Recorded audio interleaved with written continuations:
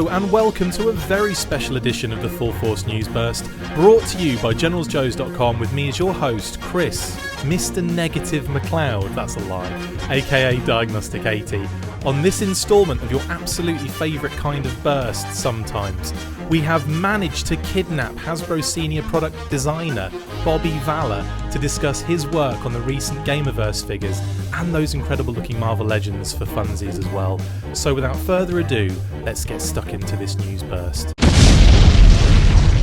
I don't know why he came back, but clearly he wasn't finished with us. Hasbro's senior product designer Bobby Vala has returned to the show to discuss his work on the Gamerverse 2-packs that came out very recently, featuring Civil Warrior and the Collector, Spider-Man and Mr Negative, and my personal favourite set, Black Widow and Ryu from the Street Fighter franchise. With the use of some Joe parts in there and a modern 4-inch version of a character that featured in the G.I. Joe line back in the early 90s, I'm talking about Ryu, we just had to get Bobby back on to take us through his process with these awesome figures. Bobby, thank you for joining me tonight. How are you doing, buddy? Is it kidnapping if I offered myself up, not reluctantly? Yes. I'll tell you what, it's basic kidnapping here, or blackmail. We'll call it blackmail. That's more fun. I'm okay with it. Before we start, Bobby, you've got to give us some legal stuff, I take it. I do, because I work for the man. Yes. Hey, everyone. I am Bobby Vala. I am a designer with Hasbro, and I'm on this excellent News Burst podcast. However, as a designer for Hasbro, my opinions and comments are not representative of the company. They are my own. So I am here of my own free will, not representing Hasbro in any way, shape, or form. So let's get on with it. So, okay, let's start with these figures then, these Gamerverse figures. Take us back to when the idea first came up. Was this a case of pitching these particular characters? Because there was an Iron Man, Mega Man 2-pack previously, I believe. Yes. Or was it something that Hasbro wanted you to attack? Yeah, it was a combination of, Hasbro wanted to do it and Marvel wanted us to do it because they had, they were pressing their video games pretty hard, as you see. The new Spider-Man game came out and it is like on fire. Oh, massive. But they had Marvel versus Capcom, what is that, 4 that came out, and they knew that was going to get some big hype, so we wanted to take advantage of that, which is why we came out with that Iron Man Mega Man 2-pack, which was also mine and kind of the start of the Gamerverse segment. Awesome. Doing that pack was awesome. I know that wasn't able to give the fans a new Iron Man, but that Mega Man is probably one of the coolest, best figures I've worked on. It was so much fun working on that little guy. We threw a ton of articulation into him. Capcom was great working with us, making sure that we got the look exactly right. Yeah. So we were really happy with that figure. And then we knew that was just going to be the start of Gamerverse. So the following year, this year, we knew we were going to do more. And I was glad that we kept it at 3 3/4, because my love for 3 3/4 goes pretty deep. Yeah. It goes deep 4 inches, right? 3.5. 3.5. Let's not get ahead of ourselves. Just shy of the 3 3/4. Just shy. I've completely taken you off course there, haven't I? Sorry. I know. I'm all flustered now. Jeez, hold on, I'm sweating.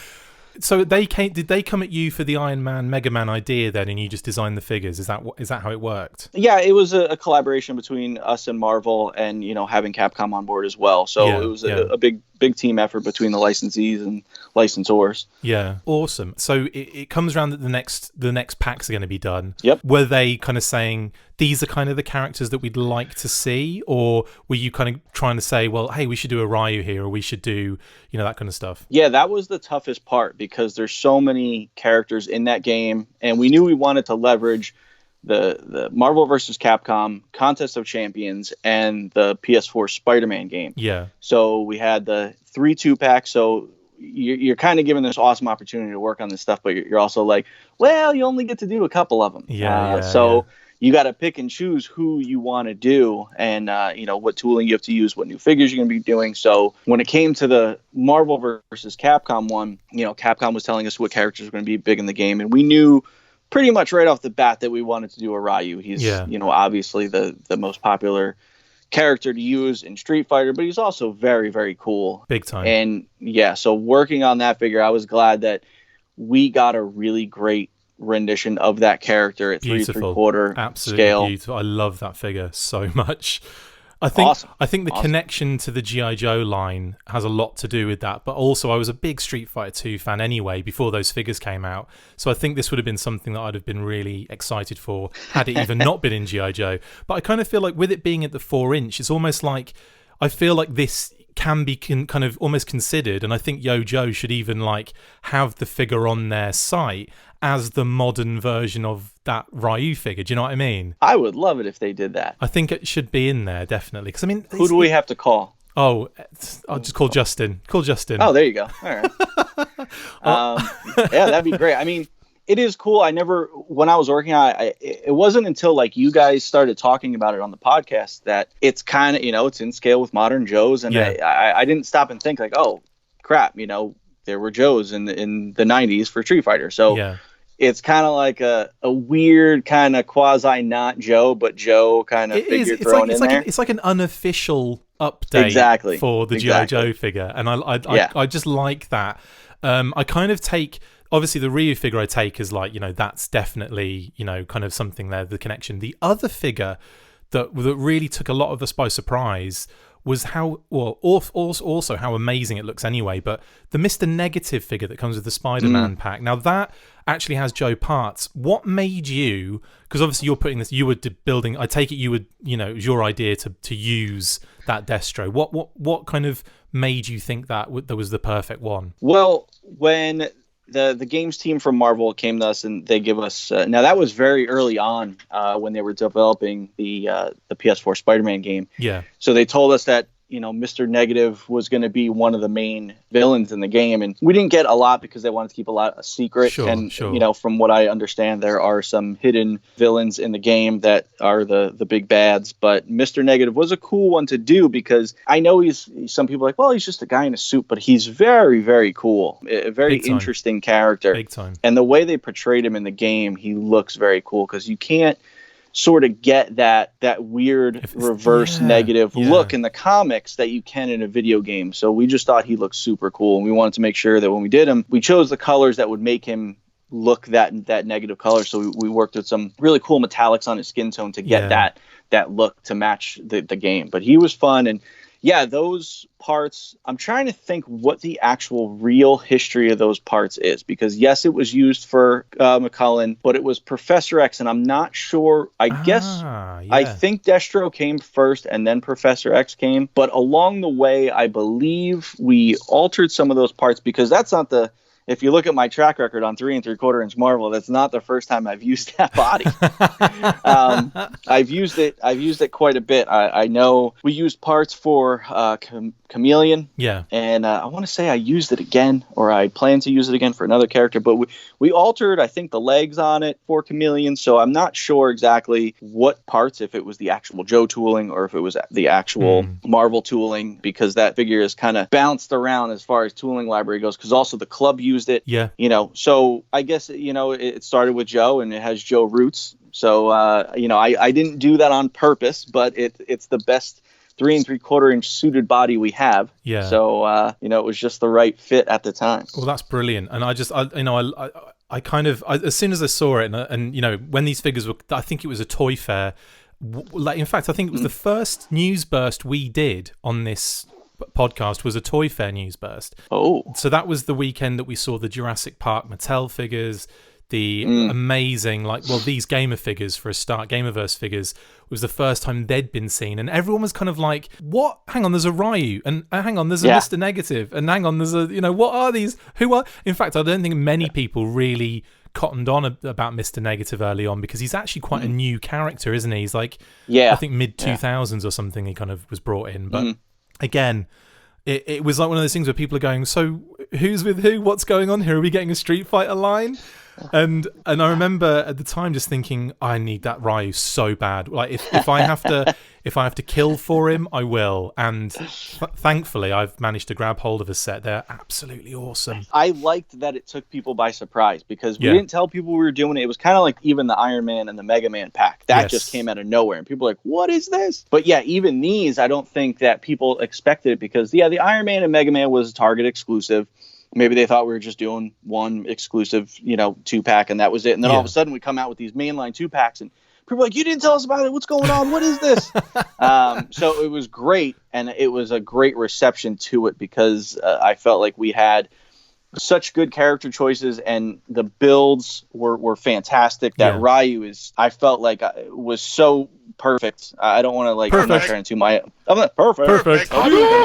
I'm not trying to toot my own horn, but it was like when I saw the figure and I got samples of it, I was like, wow, this figure is awesome, because I used some of our best parts from the Marvel Universe library, and then tooled some new parts and that gi and that head, and just the hands. Everything was like perfect about it.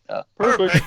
But the other thing I can't remember, I don't know if you can remember, at Toy Fair, did we have a stand for the Hadouken? I don't remember seeing it. I don't remember because seeing it. That was a last minute ad, and I remember like thinking about it. Originally, I had it so that the Hadouken kind of plugged into his hands. Yes. And I saw, I believe it's the Storm Collectibles Ryu, and they did something very similar. And I was like, ooh, I don't want to do the exact same thing. Sure. And then I was like, well, and I think they also included a stand for it, but it was a very just simple generic stand. And I was like, I got to do something because the weight of it isn't going to hold well for this figure. So I worked with my designer over in Hong Kong, and I said, hey, what can we do here? I want to do a stand, but I don't want to do a very generic stand. I want to make it part of the effect of it. So, I went back and watched, clips from the game from all the years, and when he throws it, and then it kind of throws this whoosh effect on the ground. And I said,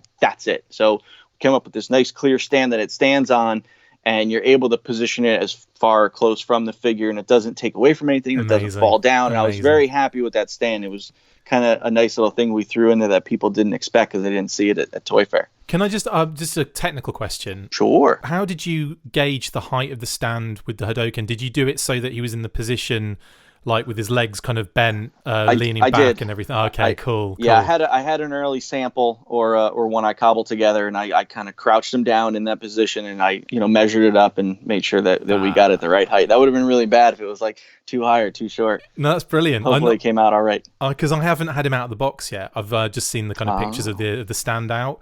But again, like that's just genius. And I know that's something that would have gone through your mind anyway of like, okay, this has to be the right height for display purposes. And you're dealing with nerds like me anyway with this kind of yeah, but I'm a nerd myself. Of course, so it's like, of course. I wouldn't say it to your face, you nerd. Why not? Well, because we're on a call, so I can say what I want and get away with it. I'm on the internet, so I can say what I want and get away with it. You head. See, it works both ways.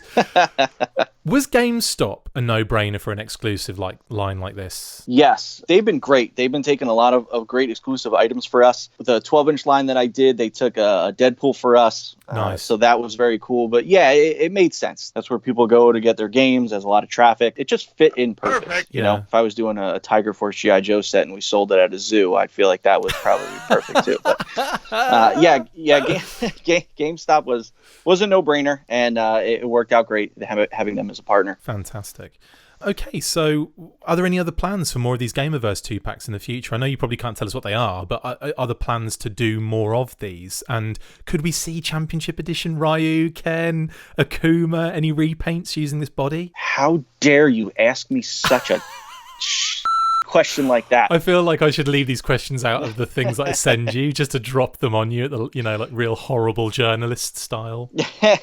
I cannot say if we have plans. Okay. But I will say that that Marvel is continuing to put out awesome games, and there are plenty of characters in those games, and Ryu is a build that's probably very similar to Ken, so you never know. So I'll just put that out there. But I love you, Bobby. I can't say officially for sure if we're doing anything or if we're not doing anything. Sure. I know, but I know that you always give me these really cool responses that are like, okay, yeah, I can take that. I've had practice. We get it, you know how many times you have to deal with these kind of questions at Comic-Con? Yeah, constantly, I'd imagine. So. Just off me? Yeah. Our PR department does a really great job of training us on how to say things and what we can and can't say. They also trained you to say that, didn't they? But anyway. Yes, they did. Not necessarily Joe related, of course, but you also recently popped up at NYCC for the Marvel Legends reveals. Great work on those, by the way. Jubilee, Professor Thank you, X, sir. Kingpin, Forge, just to name a few of them. Take us through the work you did on those, please. How did the process work with Marvel for a start? Yeah, so I've been lucky enough to now start working on the 6-inch Marvel Legends figures. Yeah. I've kind of graduated from 3 3/4, and now I'm on to 6-inch. But little lube helps. But these are not the opinions of Hasbro. Opinions of Hasbro. But yes, it's been a blast. I started the first. Actually, if you want to do a little history lesson, the first ever 6-inch Legends item I did was a Toys R Us exclusive new X-Men box set. Okay. So I did that one back in the day, but then it was just kind of a one-off. Is that the one when it's like is that Beast and Angel and all those guys in there, kind of old school? Yeah. Oh, I've got that set. I love that set. Carry on. Thanks. Yeah. So now I've gone on to the bigger stuff, and the first stuff I started working on was the riders for this year. So Ghost Rider, Black Widow, Wolverine. So that was really fun doing those because I knew how overdue Ghost Rider and his Hell Cycle were. Oh, big time. And then, Black Widow came out fantastic. That bike is really cool. And then getting to do a Wolverine on a bike is very, very awesome. I mean, they're all no-brainers, aren't they? Yeah, totally. Yes. No-brainers for sure. But then, it got my wheels turning okay, well, we're going to continue this line. What's going to be next? Yeah. And year after year, we got a lot of comments at Comic-Con for, Professor X. Yeah. And I'm a child of the 90s, so I watched the cartoon, and being able to do Professor X in his hover chair and having people give the positive reception they have has been a total dream come true. If I could literally go back and tell what a 9 or 10-year-old me, hey, you're watching this cartoon, one day you're going to make that figure and people are going to love it, I would have been like, what? You're crazy. But no, it happened. It's gorgeous figure. Thank you. It turned out fantastic. We got a great team working on it, so I can't take all the credit, but I will take all the credit. It was great, and then we threw a lot of little Easter eggs in there. The Cerebro helmet and the psychic effect were very cool parts to add on, and then we showed how we snuck in the Shadow King head, which fits on the Build-A-Figure that I did. That is amazing. Yeah, that is my first Build-A-Figure because now I am taking over Spider-Man for Marvel Legends through 2019, and then we're already talking about 2020. Sweet. But I knew my first Build-A-Figure was a no-brainer, and I said I have to do Kingpin. Kind of just like Professor X, it was one of those things where it's an overdue figure. People really want it. I got to do it, and I got to do it justice. And doing Kingpin was so much fun to work on, and being able to kind of sneak that Shadow King head in that pack that fits on the figure that's going to be out that year was awesome. So just all of it has been such a great experience. And those riders, man, wait till you see the one we have for the end of the year. I can't say any more, but if you think those two are awesome, it's going to be amazing. Okay, right. I've got to try to think of a question that's going to make you accidentally say the answer to that. No. Oh, no. I'm kidding. Oh, no. I'm protecting this one like a baby. So I've seen the packaging reveal as well for Professor X, and he's got the, I'm taking the wheelchair's split in half, so you connect it. Yeah, okay. So how does that connect, by the way? So it's split in two halves. The seat back is apart, the seat cushion is apart, and you kind of slip the back of the seat cushion into one half and the bottom seat cushion into the other half, and then you clamshell it together, and then you slip him in there, and then his blanket goes over top of him. So cool. But it also comes like Ryu. It comes with a stand because we wanted to make sure that he floats up high a little bit, so it can either sit on the stand, or we made it so that it stand on its own, level on a table. Yeah, that's so cool. Oh my god, I can't wait for these figures because I'm very much like a X-Men fan when it comes to the Marvel Legends stuff. Who isn't? Not really, because. And one of the reasons is just due to the amount, the volume of figures that you actually are talking about with the Marvel Legends. And it's not that I dislike any of the other things. It's just that I kind of think, I've got to streamline this.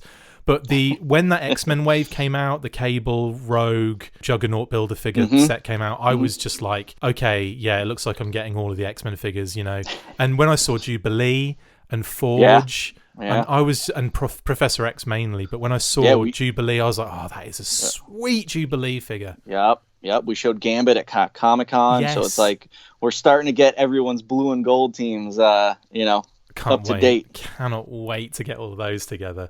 Brilliant, man. Absolutely fantastic. Thank you so much for jumping on and chatting with us. Oh, you don't have to thank me. You don't have to thank me. Well, I will anyway, because, it's just, it's really more from this reading the script out of habit. Oh, yeah. Actually, do it again. Thank you so much, Bobby, for coming on. We really appreciate it. Next time you are allowed to talk about some stuff, we'll get you on again, because I want to really get deep in any of this news, kind of these new things that might be coming round the corner that you've already talked about. And I know like Marvel Legends isn't what we really do here, but obviously if we can tie something in with the Joe angle as well, I'll get the more the merrier, really. So yeah. Hey, no, I'm glad you want to talk about this, because it's like, we always talk about Joe. I'm always talking, even with Mike and Fred on their podcast, just talking Joe, but it's nice to talk about the other stuff, because we're doing so much cool stuff over there. And it's, I'm not gonna say who wins out, Joe or Marvel, but it's Joe, don't worry. But spoiler but no, alert! I love working on this stuff. I work on all the role play, the Legends gear stuff. So that has been a blast at Infinity Gauntlet. Working on that thing has been great. Nice. Especially when, the president of Marvel Studios goes on like Instagram or Twitter and says, "This is the best toy we've ever made." And it's like one I worked on. I'm like, what? That's awesome. So, yeah. What are the features on the glove, by the way? On the Infinity Gauntlet? Yeah. So you got the removable stones, right? No, the stones don't come off of it. The stones are in there and they light up and it has sound effects. But the coolest part about it is you kind of put your hand up in the glove and it's got rings you can grab. Oh, nice. And it articulates the fingers. Oh, that's amazing. So it's very, very cool. I can't believe you don't have one. No, you'll have to send me one for free. Jesus. Wow. You'll have to send me one of them for free. An entire range of Marvel Legends that you've just worked on. Wow, you're skipping the foreplay, huh? Jeez. Full foreplay. No, honestly, thank you very much, dude, for jumping on again. We really, really appreciate you coming on. Thank you. And I just I'm not on like Facebook, so I'm not big on social media. However, I did dip my toe in the water, and I did get on Instagram not too long ago. So if anyone is listening to this, I don't know if you get anyone listening to the show, but if they do, and people want to follow me on Instagram, sometimes I post cool stuff every now and then, but it's more just to follow you. Of course, yeah, you can find me on Instagram now. You can just look up my name, Bobby Vala, or my, I guess you call them handles. You kids nowadays, it's Vicious Vala. Brilliant. But just look up my name and I'll come up. Hopefully, there's not any other Bobby Valas. I'll accept your request to follow now. Now you said that, I'm kidding. We're friends on there. Dude, thank you so much. I think you were my first friend. Was I your first? Was I your Instagram? I believe you. Yeah, you were. You were. I think you and Kate were actually my first two, and then it went down the list from there. It went downhill from there is what happened. Anyway, that's it for this installment of the Full Force News Burst. Thank you to my wonderful guest, Bobby Vala. See you next time, and as always, Full Force. Hadouken! Make sure you get involved with the discussion by liking, sharing and commenting on these videos, and as always you can keep up with the show after listening by following on Twitter @TheFullForce, liking the Facebook page facebook.com/TheFullForce, and if you would like to contact the show you can message us on either of these platforms with feedback, questions or to say, who do you think you are? A serious operation now? No, not even close. Look out for more of these news bursts that we are posting on the Facebook page from now on. Full Force.